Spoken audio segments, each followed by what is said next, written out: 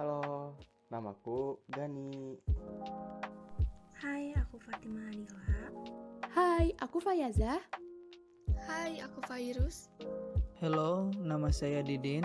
Kami dari kelompok 8. Dan untuk submaterinya, pertama ada pengertian teknik notasi ilmiah, yang kedua ada aspek teknik notasi ilmiah, yang ketiga ada pengertian kutipan, yang keempat macam-macam kutipan, yang kelima ada catatan kaki, yang keenam ada tata cara penggunaan catatan kaki, yang ketujuh macam-macam catatan kaki, yang kedelapan daftar pustaka, dan yang terakhir ada teknik penulisan daftar pustaka. 1. Pengertian teknik notasi ilmiah. Teknik penggunaan dan implementasi acuan teoretik yang dijadikan sumber rujukan disebut teknik notasi ilmiah. Penerapan dalam merujuk referensi dapat dilakukan dengan berbagai teknik atau dengan cara yang sudah dianggap standar atau baku. Seorang penulis diharapkan menguasai aspek-aspek yang bersifat esensial dan mampu mengomunikasikan gagasan secara ilmiah, atau paling tidak mampu memahami sebuah karya ilmiah. Berikutnya, ada beberapa aspek dalam teknik notasi ilmiah. Yang pertama, mengutip tulisan dari halaman-halaman yang berhubungan dengan pokok bahasan.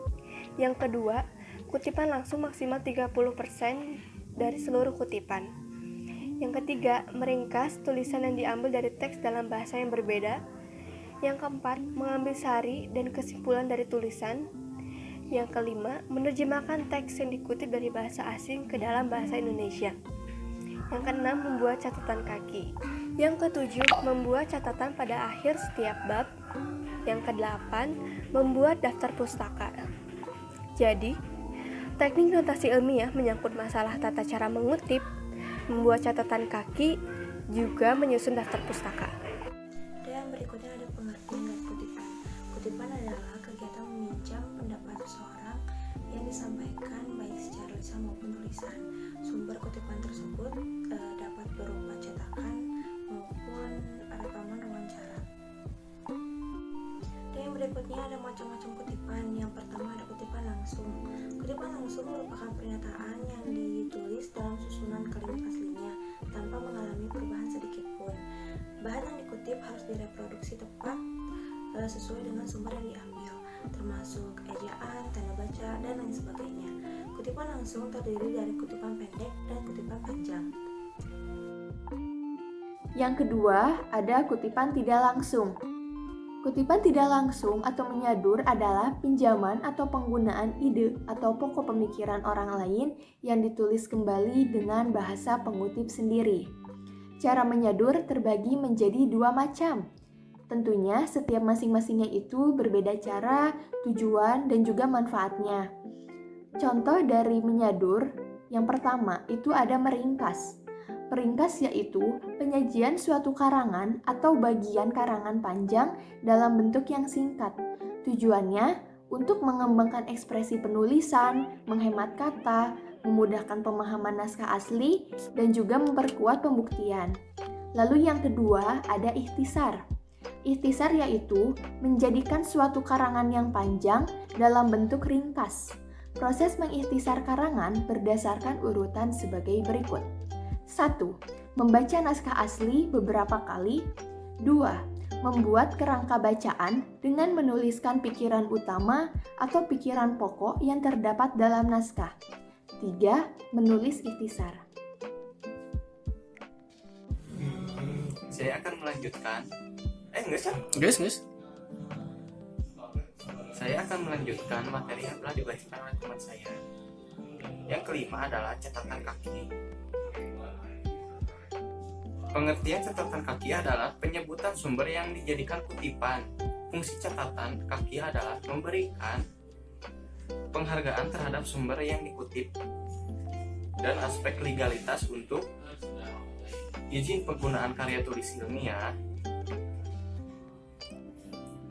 yang dikutip, serta yang terpenting adalah etika akademik dalam masyarakat ilmiah sebagai wujud kejujuran penulis. 6. Beberapa cara yang digunakan dalam menuliskan catatan kaki antara lain: 1. Nama pengarang hanya satu orang. 2. Nama pengarang yang jumlahnya 2 orang dituliskan lengkap. 3. Nama pengarang yang jumlahnya sampai 3 orang dituliskan lengkap, sedangkan jumlah pengarang yang lebih dari 3 orang hanya dituliskan nama pengarang pertama ditambah kata et, al, el, dan lain-lain. 4. Kutipan yang diambil dari halaman tertentu disebutkan halamannya dan singkatan per bagian atau hak halamannya. 5. Sebuah makalah yang dipublikasikan dalam majalah, koran, kumpulan karangan, atau disampaikan dalam forum ilmiah dituliskan dalam tanda kutip yang disertai dengan informasi mengenai makalah tersebut. Saya Gani Mulyadi, saya akan melanjutkan materi yang telah disampaikan oleh teman saya. Keenam, pengulangan kutipan dengan sumber yang sama dilakukan dengan memakai notasi OP, CIT, atau opera citator dalam karya yang telah dikutip. LOD, CIT, logo citator dalam tempat yang telah dikutip, dan IBDM dalam tempat yang sama.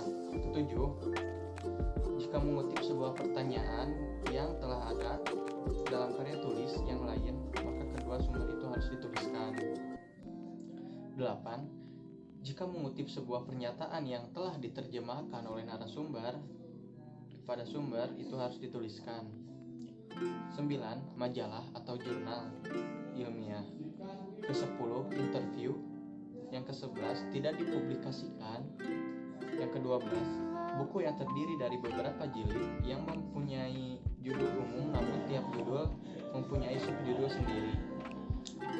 13. Dokumen. Yang ke-14. Situs internet.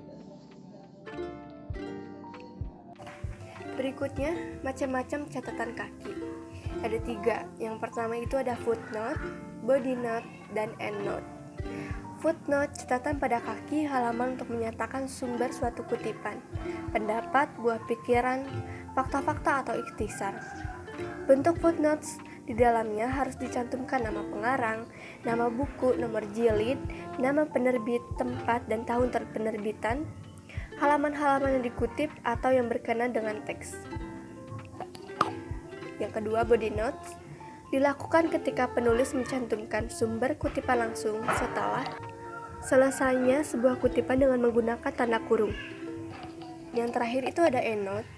Catatan akhir adalah sistem pengacuan dengan cara menempatkan informasi tentang identitas lengkap suatu sumber rujukan di bagian akhir sebuah artikel.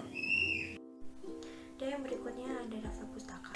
Daftar pustaka merupakan rujukan penulis selama ia melakukan dan menyusun penulisan, baik sebagai penunjang maupun sebagai sumber data.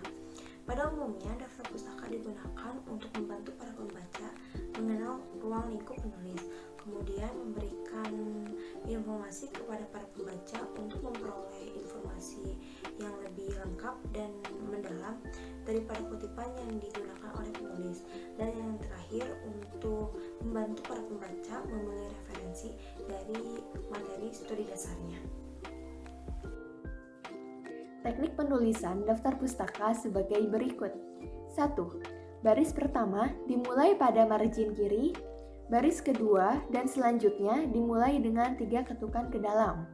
2. Jarak antar baris 1,5 spasi.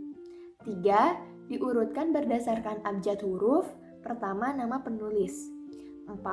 Jika penulis yang sama menulis dari satu karya tulis yang dikutip, maka nama penulis harus ditulis ulang. 5. Urutan penulisan. Urutan penulisan diawali dengan nama penulis, tahun terbitan, judul karya tulis, dengan menggunakan huruf kapital di awal kata, dan data publikasi berisi nama kota dan nama penerbit karya yang dikutip. Sekian dari kami, terima kasih.